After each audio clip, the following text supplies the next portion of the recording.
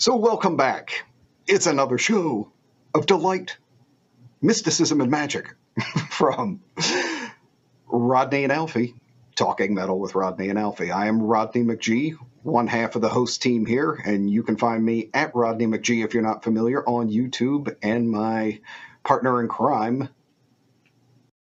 That's me. I'm Alfie Williams. You can find me on YouTube if you search for Witch Bass, and I cover bass rigs of all your favorite bass players. So Rodney and I, we've been talking in recent weeks and months of however long we've been doing our pre-production that nu metal is making a comeback, and even the likes of our peer Rick Beato has done similar videos reviewing the Spotify metal charts. We say metal, but it's clearly the resurgence of nu metal. So Rodney and I today, we want to talk about the original days of nu metal, what we liked and what we disliked, and what we're seeing now, and can we still call it nu metal? And Rodney, you told me that you subjected yourself to the likes of today's nu metal. What are some of the common traits you're seeing in the nu metal? And can I call it nu metal? Or that be getting annoying pretty soon? That's going to be an interesting one. It's like, how do we title the new metal? And then in another 20 years, when it comes back again like a bad burrito, what is it? The newest of the new metals that used to the music genre formerly known as nu metal. It's like we're just going to have to put a symbol of it. Don't get me started on what that symbol might be. But yeah, I think it's like with any resurgence, I'm holding out hope because I'm eternally an optimist. But so far, I think on the downside of it, we're seeing what happens when a resurgence or kind of a nostalgia phase of a certain form of music comes back is people aren't going to draw from the lesser known bands of the genre or the deep cuts or that type of thing. They're going to emulate off of the most stereotypic sounds from it and just kind of recreate things that are reminiscent of that era. And so far I'm hearing an absolute insane just trainload of Linkin Park. Yeah. A lot of the very glitchy, record scratching style, skip beats and the I'm so hurt and upset kind of whiny verse followed by the big guitars come in over top of the dance beat. And then we have the yelly chorus, but you still sound upset kind of thing. And I'm not even tearing on the original bands that did that. It's like, at least they had their own personality or, they were doing something whether I liked it or not. But unfortunately, I'm not seeing bands take that and run further with it. I'm just hearing it kind of regurgitated. I'm also, horrifyingly enough, seeing a number of bands start to pick up the rap over hard rock metal type of stuff, which I'm like, even if you liked it, again, it's a cul-de-sac musically. There's only so far you can go with it. You're not really going to innovate more. And yeah, I just wasn't a fan of the whole POD, Limp Bizkit, that type of thing. So hearing it done and even more simplistic version, if that's possible, and just kind of weaker and more calculated, I'm not super psyched about that, but we'll get to it here shortly. But I guess I'm just holding out hope that some people dig a little deeper into some other stuff that happened during the nu metal era that maybe they'll pull from that too, and we'll get a couple standouts during this resurgence. Absolutely. And I just, we look through the Spotify list and it just seemed really refined, but not in a good way. It's like, it's almost like a puzzle or a Lego set. You build the foundation. Okay, we got the computer generated beats, and now we got the distorted bass guitar. And like you said, the crying verse and then the angry chorus. And it's just like, it's cookie cutter and not even in a good way. And it doesn't add anything. It just feels like, oh, I've heard this before. Where have I heard this before? You heard it 20 years ago. That's what it is. You raised a good point on the rapping vocals. I think for what it's worth, I liked POD, but I think I only liked the singles because there wasn't any rap in them. Yeah, I get that. And even more recently, I love Papa Roach. Papa Roach is one of my top 10 favorite bands. And the Incest album, the first one, there was a lot of rapping on that, but it suited it quite well. It was, I guess, I don't want to say new at the time, but it felt different. And I don't know how you would par it up between their first album and whatever the hell they're doing now. But that weird, I don't know, trendy, I don't even know how you would categorize it, but this trendy rap, like in a club or something. I don't want to say, like, I might be controversial now. It feels like they've taken the essence of what was like LA rap and made it white. And now they're just sort of white rappers, which you're defiling the original genre and you're not even doing a good job of it. So, like, you know. I would look at that as even just, more commercial. I can think of, taking the ethnicity out of it. Tons of, rappers that are just doing the lame stuff of all kind of countercultures and things. But yeah, it's now, see, I'm of course now thinking on it and going like, is there hope?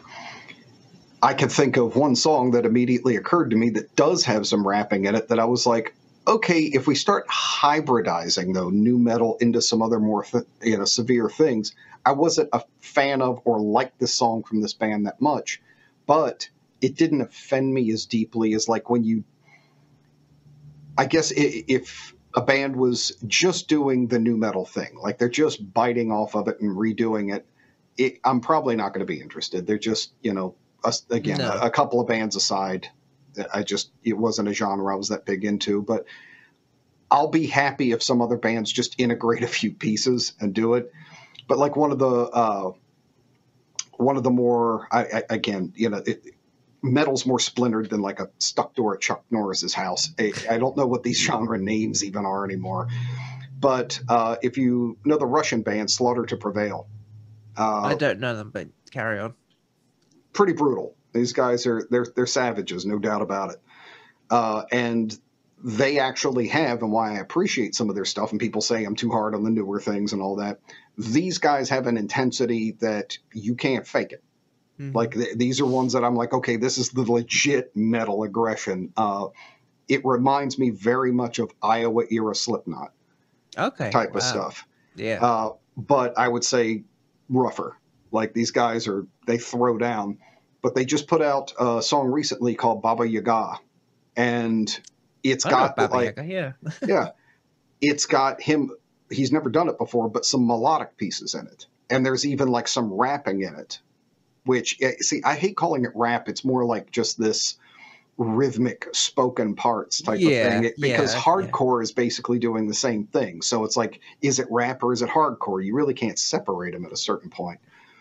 But although those were the parts of the song that I found more disappointing, I was kind of like, okay, fair enough, because Slipknot had those early influences too. And again, those were the parts I didn't enjoy as much. I didn't like Corey Taylor's vocals very much until later on when he just started going balls out all the time.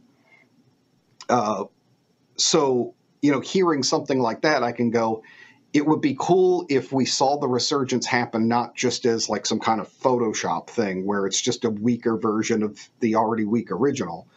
But if pieces of it just got integrated, and then maybe we might find some things that actually have value, like going back to the idea of making a song statement in a short period of time, or actually having a chorus, or, something like that. And, so you can have intensity, real screw you kind of lyrics, and just, taking brutal music, but giving it some structure and, some sobriety, as it were, instead of just everything all the time and it just kind of being this sausage fest of how fast can you play and how loud can you scream. I really wonder, I'm trying to get my head into modern musicians, and I find it very difficult in the sense that if I was jamming with my bandmates, I would try and be as organic as possible. And, you wood shop and you work out the songs and the arrangements, and you kind of get the bare basics first. And when I hear the finished tracks now these days, I just wonder whether, like we've been discussing, are they taking elements or is it organic? And it doesn't feel like many songs these days are organic. Do you know what I mean? Like Yeah. they're not coming from the heart. They're not like, I have a song to sing. It just seems like a mismatch of different things for, I don't know, it seems like a mismatch of different things for profit, to make us, just to make a vehicle to sell something. I don't know. Maybe I'm being a bit too cynical. I don't think so. It's, songs are manufactured as fast as possible and put out as possible to keep up, your presence in media and all that type of thing. We have to have a release by this period. We have to do that. To me, one of the other problems that happens, and, I don't want to get too far astray the current topic, but a lot of what's going on with this is that people don't write in bands anymore. Like you're saying, if I was in a band and stuff, most of these people that, especially the YouTube kind of guitar heads, are writing things in isolation.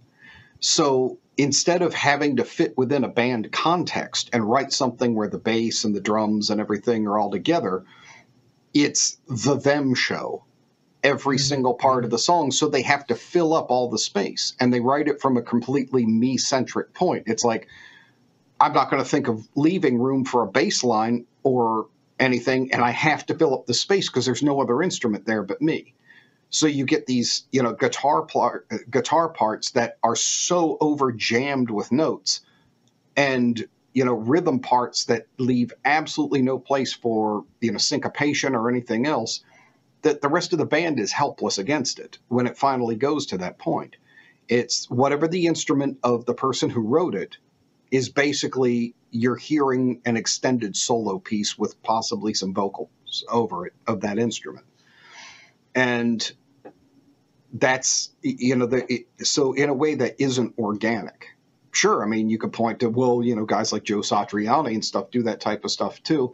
I'm like, yeah, but a guy of Joe Satriani's skill and taste isn't quite as common as, I won't slander too many names, but I think we all know the YouTube wonderkinds, putting out albums that, basically sound like over and over, Meshuggah falling down a flight of stairs or something. It's, it's one of the unfortunate consequences of quick access to very easy recordings and people not doing ensembles, but doing self-indulgent solo pieces and calling it a band. Just sort of going adjacent to that conversation, it's so bizarre how the technology we have these days is so freeing to let us do whatever we want. If we have a song in our head, we can hear it and we can put it onto a computer, kind of, if you know what you're doing. But with staying at home, we haven't been able to play with other people anymore. And even me and my friends, we've been wanting to jam since last March. So yeah, you're right, it's much more me centric, and you have this song in your head, and if you're going to record it on your own, it's going to be very biased. I mean, even I know when I'm doing my own music, the bass is heavily biased because I'm a bass player. I don't want to hear the guitar. So, there's a lot of, I guess, bias in music. I don't know. I'm sure it's always been the way. There's always been one songwriter or one lead musician in the band that dictates the flow of the tracks or the album or whatever. So I don't think that's necessarily a new thing. But I guess, I don't know. Do you know what I mean? Yeah, well, it's, again, and that's why it comes down to things that are more rarefied. It shows we have an appreciation for a good songwriter, rather than someone who writes indulgent pieces that they string together for long enough to qualify as a song.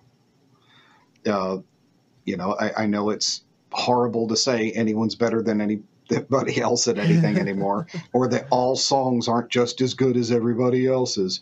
But no, there is a craft to it. There's a reason why some people get hired over and over to write songs for bands. It's because those bands can't stop, just jamming endlessly and doing these narcissistic things. There's some people who are good at going, I serve the song first. And, sometimes they're, guitar players, sometimes they're multi-instrumentalists, but it is possible. And, you know, if we take an obvious example, something like Trent Reznor, you're still going to hear that egotism in it, and not necessarily egotism, but it's like he plays keyboards. You know, that's his primary instrument. What is the overwhelming sound of Nine Inch Nails? Programming, sound design, and keyboards. That's the way it's going to show up. He just happens to be extraordinary at his songwriting ability and be able to take it all up.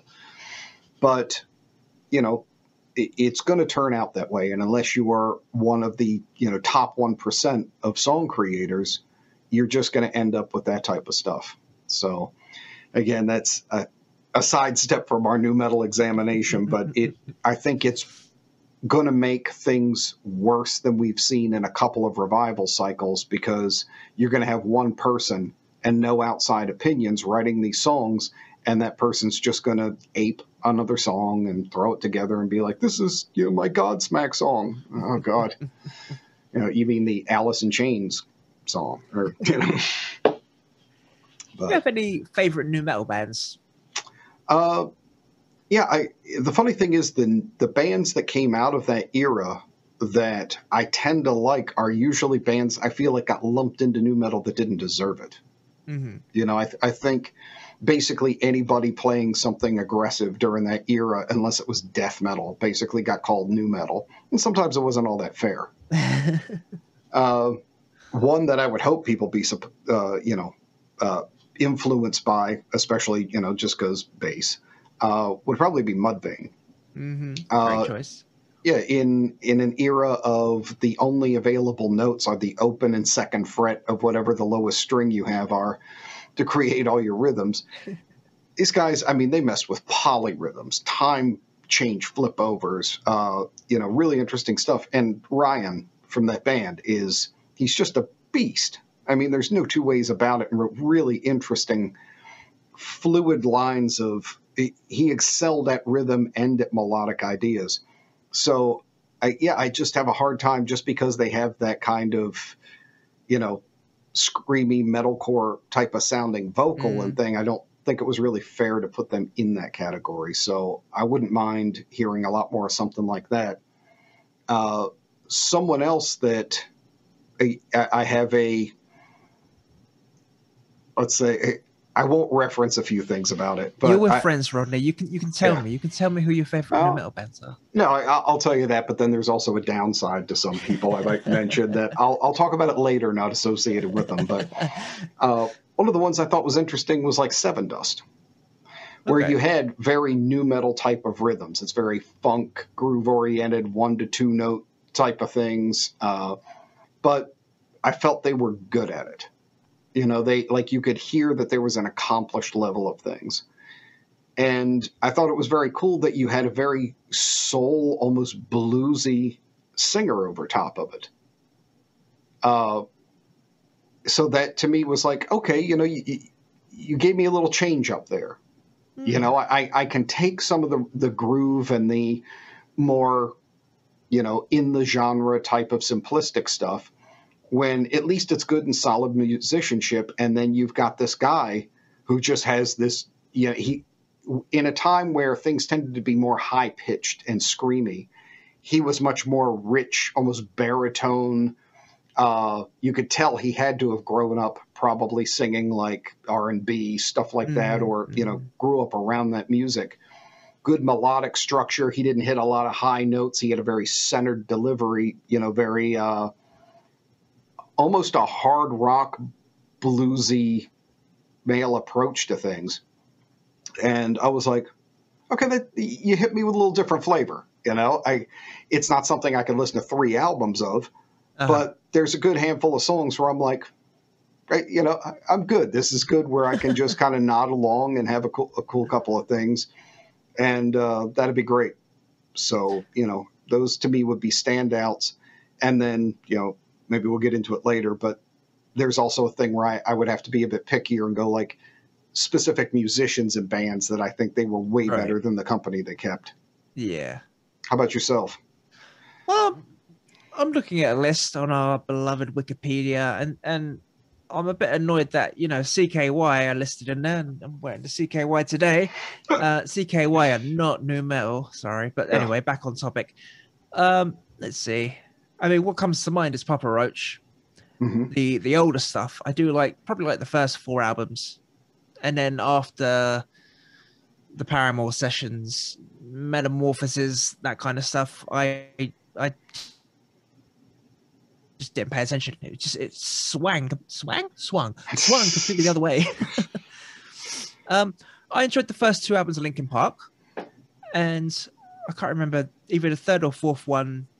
They became a bit more commercial, and their singles were very commercial. Yeah, everybody liked the singles, but like Hybrid Theory, I remember there was a time when I was growing up, like that was the heaviest thing I heard, and it was my younger brother who had the Hybrid Theory album, and I didn't want to listen to it. It was too heavy, and I just didn't want to. And what was that song? The Night track, A Place for My Head. Okay. That was the heaviest thing I ever heard, like when I was 11 or 12 or something. It's brilliant. And another band that comes to mind is Limp Bizkit. And I quite like Significant Other and Chocolate Starfish. I wasn't really a fan of Results May Vary. And there's some other stuff that passed me by. But I think Chocolate Starfish was a brilliant album. I think, I can't remember the bassist's name, but when I was growing up, I always listened out for him. And I was having lessons at the time, and my bass teacher would go, "That's a 5-string bass." Like, ooh, 5-string bass? What's that? So I always had an ear for their bass player. And that really gave me a different way to think of the bass, even at a young age. I don't know. Limp Bizkit, you can take it or leave it, but I think overall for me, it's a pleasant experience, and I kind of admire Fred Durst as a businessman. You know, his performance is hit or miss, but I think as a businessman, I think he's spot on with what he's doing. He knows who he's catering to, and you can't fault him. I think he's great for doing that. I can see that. I mean, I guess, how can I would have to look at him to be able to get any appreciation. I have my own long thoughts about that. But I guess he's kind of like the really, really horrible rapping version of Gene Simmons. It's, you know, like a guy who just I get it. knows how to milk the marketing out of something, but you just kind of look at their musical ability and go like, for real, dude? Like, okay. I guess the showmanship in business, sure. But the first time I heard him rap, I just went, who allowed this to happen? I was like, this is like the Billy Corgan of rap metal. I don't like, who let this guy in front of the mic? You know? And God bless. Again, I have a great regard for Billy Corgan. His voice I don't get, but I mean, extraordinary songwriter. But yeah, it's, I guess things like that. The funny thing is you bring them up, and like the only redeeming quality I found out of that band was like Wes Borland. Yeah, he's brilliant. Yeah, I just thought, like, you know, this guy is off on his own trip the whole time. He's on his own planet, not his own trip. He's just out there. I don't know where he is. Everybody else has got their Dickies and wallet chains and T-shirts, and I'm like, paint. You're a black painted Mohawk warrior with a Groucho Marx nose? Like, what the hell is this? You come to the wrong gig, dude. We're wearing backward baseball caps. Yeah. He was apparently not in it for the nookie. But yeah, he's, when I hear something interesting, it's always out of Borland. I'll hear like some bizarre sound design type of idea, or just watching an interview with him once, apparently, and not surprisingly, he comes from an art background. Like, he wasn't really, that explains a lot. He wasn't really a guitar player. He was like, I just approach the guitar like I do with paint. And he was like, my guitars are horrible. Everybody who tries to pick them up, they're like, oh, this is it. But he's like, they work for me because I just have this random approach, and I don't listen to other people, and I just attack it and everything. And I'm like, I kind of respect that. You know, he's got a little bit of Salvador Dali of rap metal going on. So he came up with some things that were interesting inside those parameters. So usually if it's going to be something interesting, that's where, you know, where my focus will be. I'll be like, it was kind of intriguing. Okay, next. So There's a little bit of a Tom Morello vibe going on as well. It's, I wouldn't say chaos, but it's Yeah, organized chaos. sure. It's, I think, like you said, it's confined to a song, Hmm. and you just go wild and attack it, and just, I don't know, do something unconventional. And I'm such a rigid player in that sense. Like, I don't really have the artistic. I don't really explore the edges of art. I'm sort of in my, I stay in my lane, and I know what I'm doing. And to have that, I don't know, abstract way of playing is just, I admire that. Um, just to, I don't know, just go where your heart takes you. Like, it's just, especially on bass, it's such a hard thing to do. You're there to Hmm. play rhythm, yeah, play rhythm and follow the drums, and you can't really get out there. So I think, props to him, just laying on the color in Limp Bizkit. It's just, yeah, he's totally one of the icons of new metal. Yeah, yeah. So if I think I would be satisfied if some of the approach of it came back, unless the imitation of the same notes, song form, typical sounds, things like that. What I'm truly dreading, but what I think is coming back, is we're starting to see that class of things like, how can I say it, the very radio friendly Oh metal. yeah, yeah, yeah. Where you hear stuff like, Saliva and Godsmack and stuff like that. Like lots of Affliction t-shirts and, Mm, that kind of thing going on, which, God bless y'all wearing your Affliction, but there's a stereotype to everything, and that goes with it. yeah, Uh, but just that, you know what I'm talking about. The guy I who, do, I do, I do. the guy who's 60 pounds overweight, but really kind of feels like he's still in MMA or something. Or a false bravado type of thing. Those type of bands, I'm just like, we still have Five Finger Death Punch. We don't need you guys again. Like, they got it covered. They're still on the road. We got this, But yeah, if groove made some kind, that's why I think my end thought on a lot of it is just, if that influence came back of throw some groove in and put a goddamn hook in your chorus. Yeah. For God's sake, learn some song structure. If that just got bitten off of, I'd be like, praise hallelujah. I'm good. Thank you, new metalers. Thank you. But if that whole thing is going to come back in an even more watered down version, I get the feeling I'm going to be laying in the dark in a fetal position for long periods, just waiting it out. Do you think that I came to groove metal as a genre quite late? And of course, when I was growing up, it was behind me, and I grew up on new metal, so I didn't really experience groove metal in its prime. So I kind of find it difficult to hear groove metal in new metal. What examples can you give for groove metal in new metal? Well, you can see a direct lineage that started to happen, and here's where I'll go off on one of my, goddamn, dude, you really don't have a life kind of things, do you? Because think about all this. But in the early 90s, you had an era of when it was kind of the decade owned by Red Hot Chili Peppers and Faith No More, where funk crossover became a thing. You had the birth of Primus. You had all this type of stuff. And you saw bands that became kind of bastardized versions of that.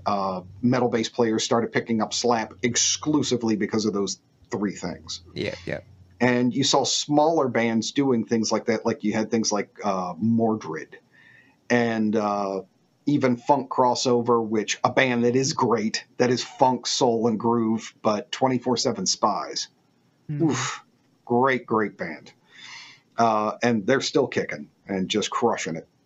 You want to hear actual R&B and metal crossover. If that came back, I'd be good. I'd be like Al Green and Metallica. Yes, I'm down. But I think that kind of rode along and it ran its course. It was kind of like, okay, we're rapping over metal. We're doing funk. We're doing slap. We're losing the metal, though. It's kind of going off into, this is just funk with distorted guitars. And then when metal started to have a bit more of a resurgence, you kind of saw, okay, we're going to have metalcore is going to split off in the way that kids are like sick of the groove stuff altogether.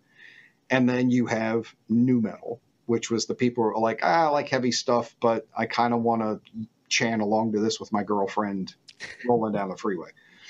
So you have that split. It's like they're the bastard children of that movement. So, early groove metal basically comes out of that. There's tons of examples of it. But, that's where you get the stuff like Korn. You've totally got, it's born out of hip hop and slap bass and those type of things getting moved forward. So that's what's most interesting to me in a weird way about what happened with nu metal, because it's based on groove, but you have those two kind of divergent things. And I'm not sure what pushed one to one side, unless it was just dumbing it down. It was like you have some guys that are into like hip hop and funk and kind of take it that way. And then you just have guys who go like, okay, we're going to maintain the dumbest possible of grooves and really simplistic, open to first or second fret hammer-ons, and that's every riff in that genre. And we're just going to try and make a career out of that. It's like, you get like Disturbed and stuff like that. I think maybe part of it, I'm sure Limp Bizkit and Linkin Park weren't the first people to have DJs in their group, but the DJ decks, and like, you think about even a couple of years before them, you wouldn't have had DJ decks in a metal group or Pantera or something. You wouldn't dream of it. So I don't know if it's just the access to technology. We had more digitized files coming around and that sort of thing. Like I said, I'm kind of rigid in my thinking, and I can't imagine a DJ in my bands. So I don't know. I too can't really. I get that part completely. I get that part completely. Yeah, if you look at that era, the going into the 90s, there's metal basically got taken, its crown got taken as the, bad boy form of music. It just got lamed out by everything. And grunge stole its rock side, and hip hop became the dangerous music. That was it. So if you were young and especially male, looking for, I'm going to get my bro down music, or I'm going to say something scary and confrontational, rock started getting way too PC. It's like, we don't want to alienate these people, and we don't want to say anything too controversial. We'll cry a lot, but that kind of thing. On the hip hop side, they were like, screw bitches, get paid. And people were like, hey, apologize. They were like, fuck you. That was it. They didn't care. And to young rebellious people, they were like, I want to see those guys. Yeah. The metal bands they look like my parents just playing heavy guitars. So it's that hip hop influence. That's where I see easily that crossover when, even if you go back to like, seeing Public Enemy and stuff like that, really early days of those becoming especially more popular with white audiences and stuff. Kids didn't grow up with that differential. It was like, hey, I love hip hop, and you've always got this DJ on stage, and now I want to play heavy guitars, and now I'm kind of starting to see some rebellion back in rock and metal again. You put your peanut butter in my chocolate. It's, it's that hybridization that goes into it of what does metal not have that hip hop does? Rap, style vocal delivery, and the decks and the cuts. So I put that into heavy guitars and drums, and I get my nu metal stuff. So I totally agree. Now you've cleaned it out for me now. Yeah, I should have thought about it a bit more in that lineage. It's really funny how we were talking last time about gatekeeping in metal and people biting off of us and our group, but now the metal heads were biting off of rap to get the DJ decks and that to get the rebellion back. So I guess it's a two-way street there, Yes, and look what happened. We ended up with nu metal. It will be 7 generations of family before this shame is outlived. But no, in all seriousness, I think we'll just have to see. But my hope would be that, some of that stuff will get emulated in attitude and approach and integrated like you see with like Slaughter to Prevail or something like that. My prediction, however, and how it seems to generally go with people is, and what we heard on that list is probably going to be, hey, my fans are too young to remember all this stuff. So I'm just going to steal like mad from this crap and present it to them like it's something new. And we're going to get Photoshop metal. It's just going to be, you know, here's 3 notes altered in a Disturbed song. And there you go. I mean, how many songs do we listen off that list where I'm sitting there going, this is not Numb from Linkin Park. What? Like this would set off the YouTube copy. Yeah, this would set off the YouTube copyright algorithm. It's so close. Like that was horrifying. Like, I mean, and if you haven't heard us with that podcast, it's worth listening to, and go check out that list. But yeah, every single song in less than, I'd say, 16 measures, I immediately knew what song they were aping. And it wasn't even like, oh, it kind of sounds like this. I'm like, no, it's that song. They're just changing the production a little bit, and they're rapping about big money instead of bitches this time. This is horrible. Absolutely horrible. So like I said, the optimist in me hopes for one side. The realist in me knows what's probably going to happen. So. What do you think of System of a Down? They're a tangle with me. Yeah. I actually, I was doing a lot of working with shows and doing things like that during this era. So I saw a lot of the inside of that type of stuff too. And the rise of a couple of things that I'm really hoping nu metal doesn't make even bigger. But System was always a mixed bag. Because I struggle with bands who do I'm going to be weird to be weird. Like if what you do is weird, that's okay. But I feel, and everybody's like, well, what is that limit? What is that line? I always feel like, and it's not a good sign, but I'm like this U.S. congressman who was famous for a quote where they were talking about pornography and they asked him to define it. And he was like, I can't, but I know it when I see it.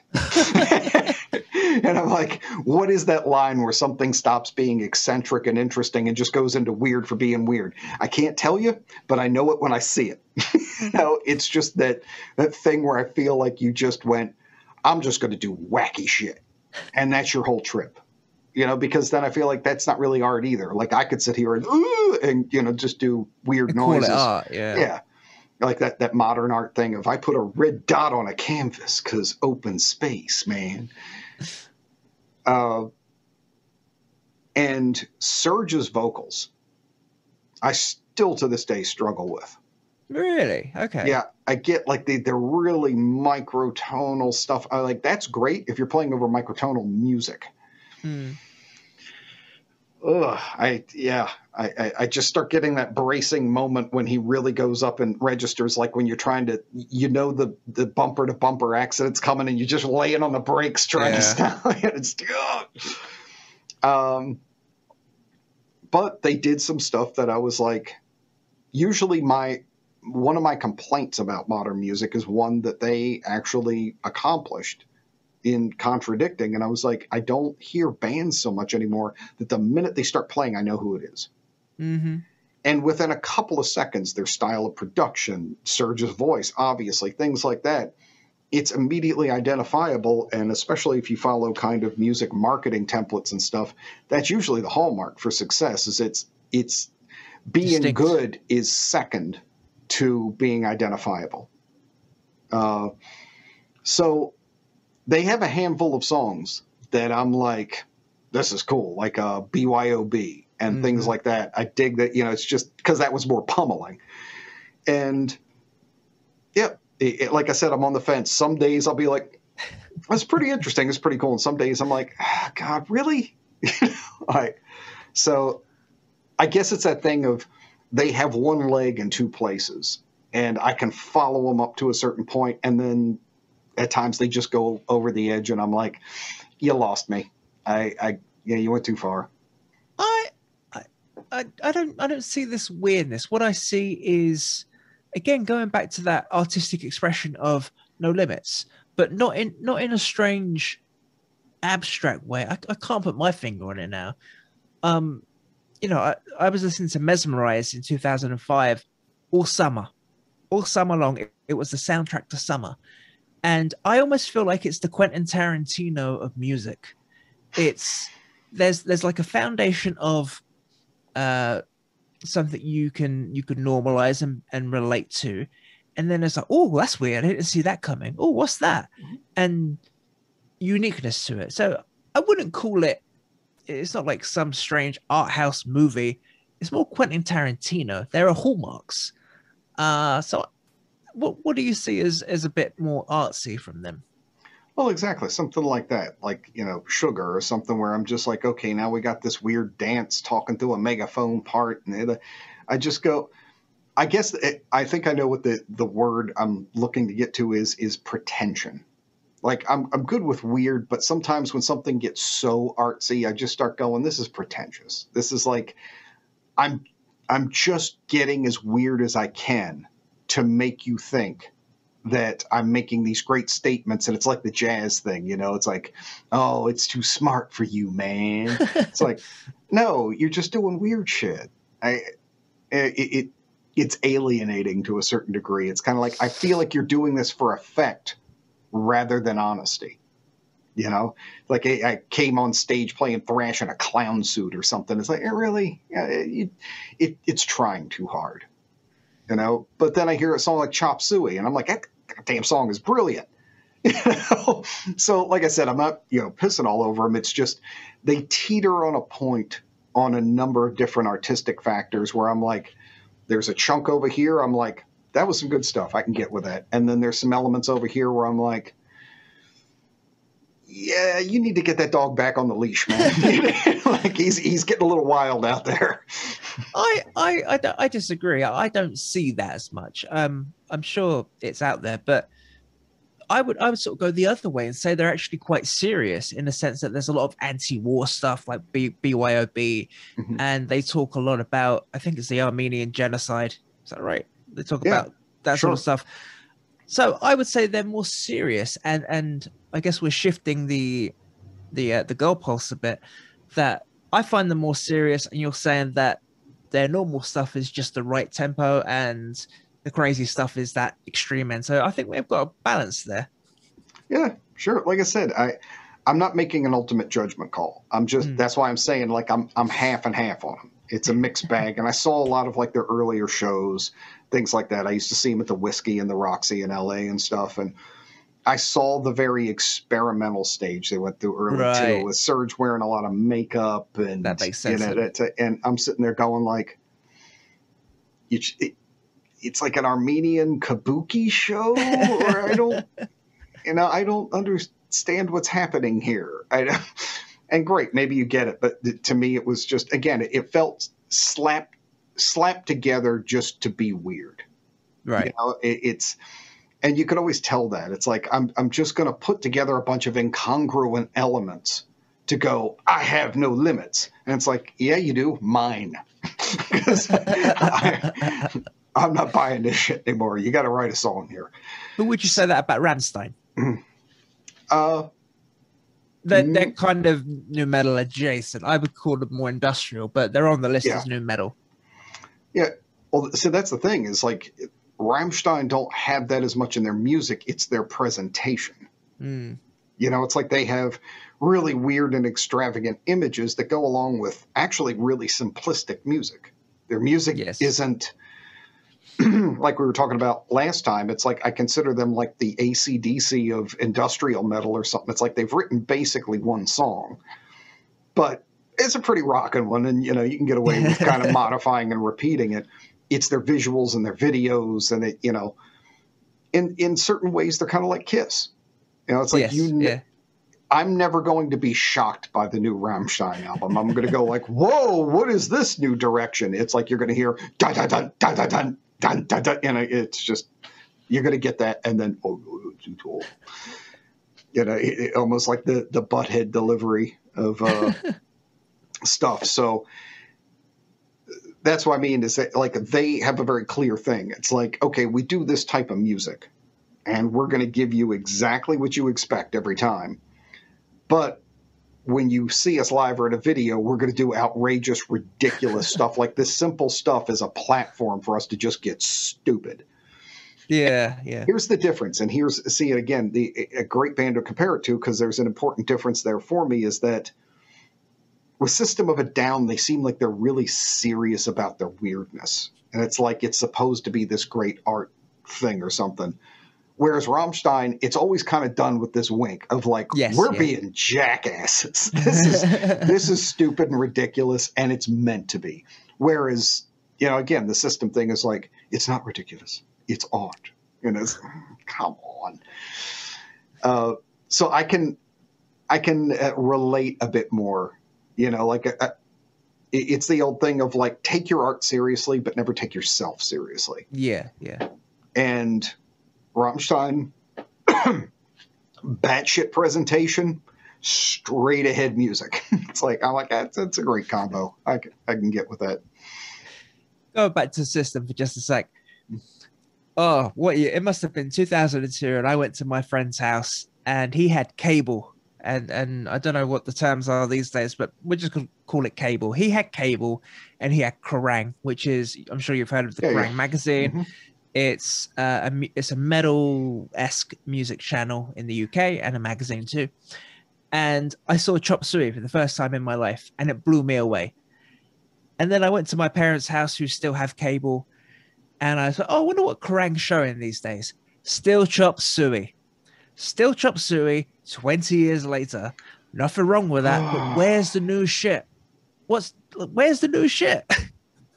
Well, I think that says something, and I think this is a topic to kind of steer into a bit, is the reason that nu metal is coming back again, not just because of a cycle, but because of what it was a reaction to the first time.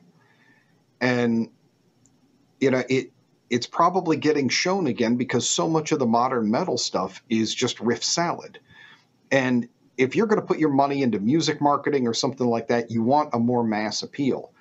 And sometimes you have to write a song. You know, you have to have an identifiable chorus that somebody who's not interested in 13, 16 polyrhythms is going to sit there and go like, oh, I like to listen to that. Instead of, you know, just going like, I can't grab a hold of this. You know, and again, like, I'm into complicated music. I love it and everything. But I've always said that the final challenge or the final boss of song creation is to take all those extravagant musicology elements and then create a song that a person who doesn't give a damn wants to hear with it. That's the hardest element, and none of these guys are doing it. They're sitting there with your, you know, sausage bragging rights about, well, I wrote this riff and I wrote that riff. And I'm like, yeah, and you're playing to 9 people. You know, nobody cares. You know, it just because you're different doesn't mean you're useful. It's like a pickaxe with a, you know, a dildo at the top of it. It's just, so is that what's going on now? It's like metal has, and again, I love shred. I listen to, you know, you can watch my channel and everything. You see all the stuff that I do. It's all about chops and stuff. But you can take, you know, to use a really older reference or something current from the channel of like the David Lee Roth band, where you have Billy Sheehan, Steve Vai, Greg Bissonette, and these guys are just absolutely nuts from one end of a song to the other, but they are absolutely stadium rock songs. It's like that to me is the point of mastery. You gave me a song that a 14-year-old girl will jump up and down and go nuts about that I can't play.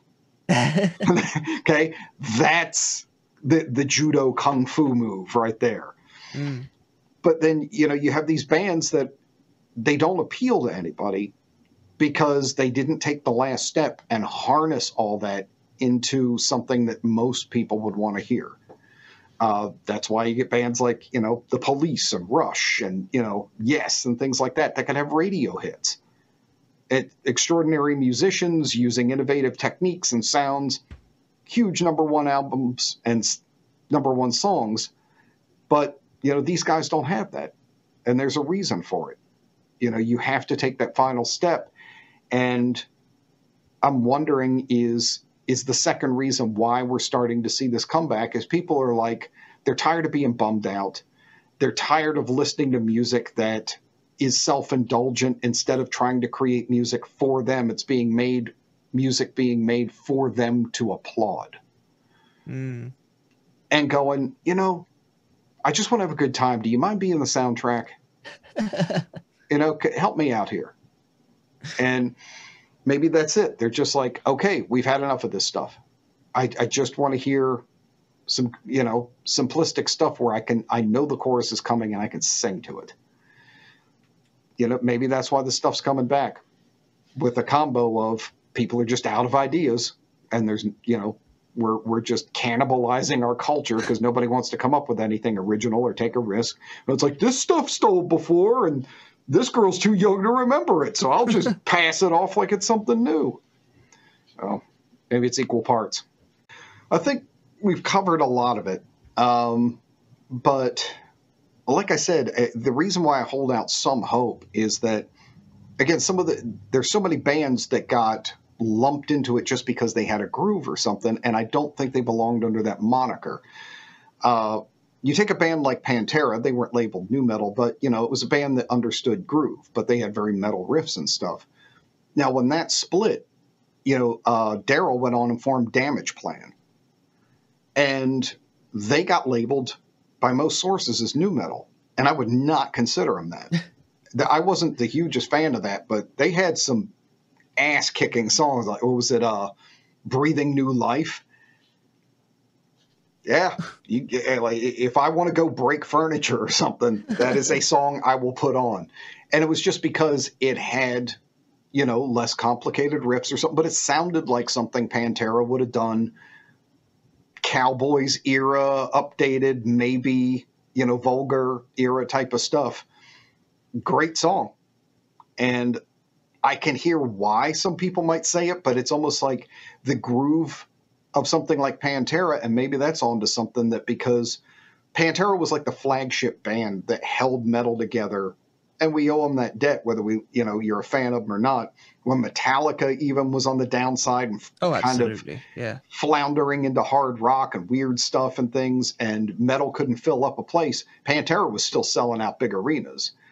And I firmly believe it's because they were more groove oriented than the others. They could kind of fit into that new metal, dance culture, even grunge. They were grittier, down to earth, no big hair type of stuff. So they had all the elements, but from a metal thing, so they could slide in. That a lot of nu metal probably bit off of that in a way. So, you know, there's some pieces of that. Something like Walk is basically a template for, you know, a ton of the early hardcore and nu metal things. But hopefully, like I said, that's where I would hope things would go more, is you would get something like bands like Damage Plan coming back, where it's like, okay, we're going to groove a little harder. Maybe the rhythms are a little simpler, but we're going to still have the badass guitar player and some top tier musicianship and everything.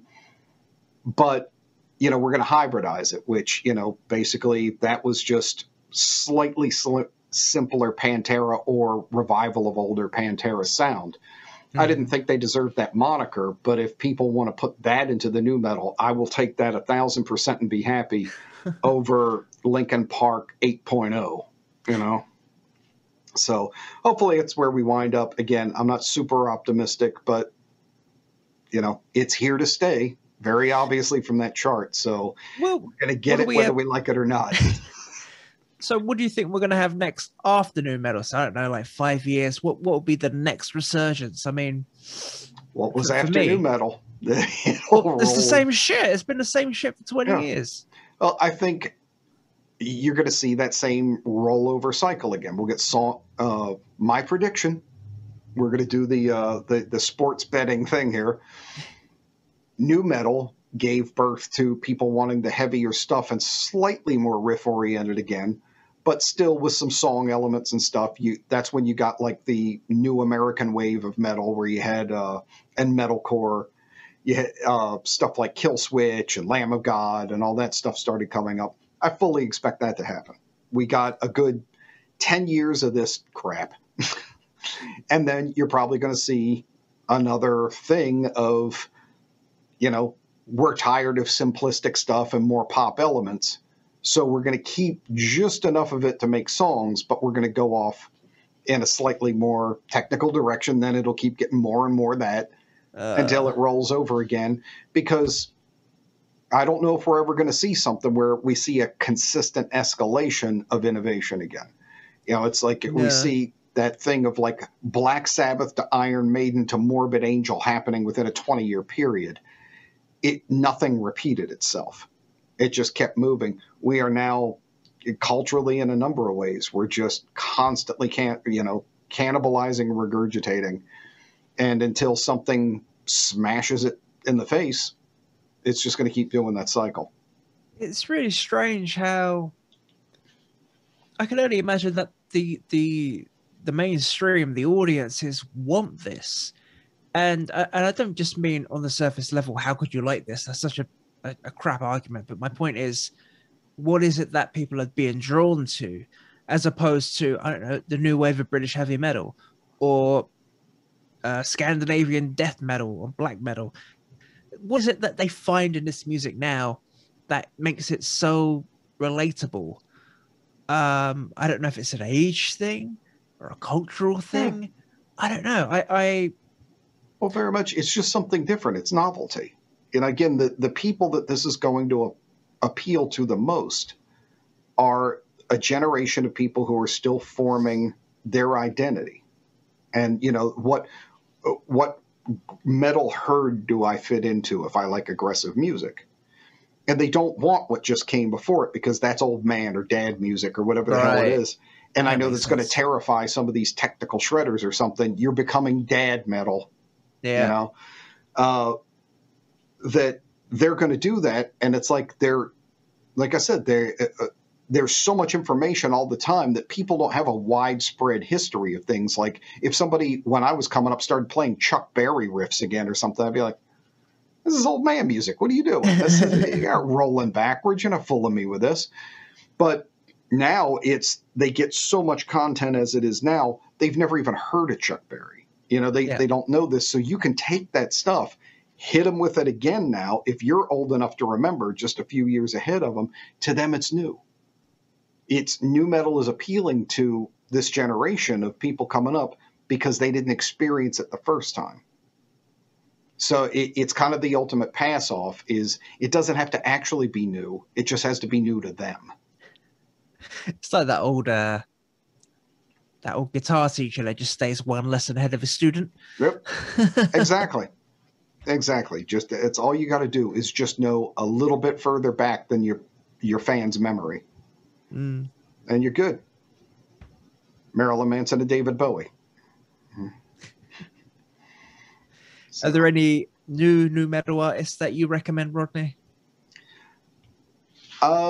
Really, I've just noticed it as a style influence, and just from the stuff on that list, I know it's back. I haven't heard anything that's doing anything. I might hear like a new metal artist that does something new. That could be interesting. Maybe, I don't know, Seven Dust puts out something and changes things up a little bit or something. But beyond that, so far it seems to be just copycats. Yeah, just trying to get to the lowest common denominator, isn't it? Yeah, well, I don't think it's even that. It's just not having to work. No. It's, hey, here's an era I can rip off and sell it like it's new. It's open up that can of Chef Boyardee, throw it on the plate, and serve it as your private recipe. As long as people don't see the can it came out of, they think it's something new. Oh, good. Yep. I think that's all that can be said about new metal today. So, keep your ears open and let me know if you do hear any good new metal artists coming out. But in the meantime, my name is Alfie Williams. You can find me on YouTube if you search for Witchbase. And my co-host over here, Mr. Rodney McGee. Yeah, I guess with the return of new metal, it ironically proves there is nothing new under the sun. So you can find me on YouTube as well under Rodney McGee. Convenient how that works. And drop in on my channel and throw some poo like an ape in the comments or whatever you have to say. Always good to hear any kind of feedback on the shows. And I think that's a wrap for this one. So I think that'll do it. Until next time, guys. Take care, Ben. I will see you on the next one.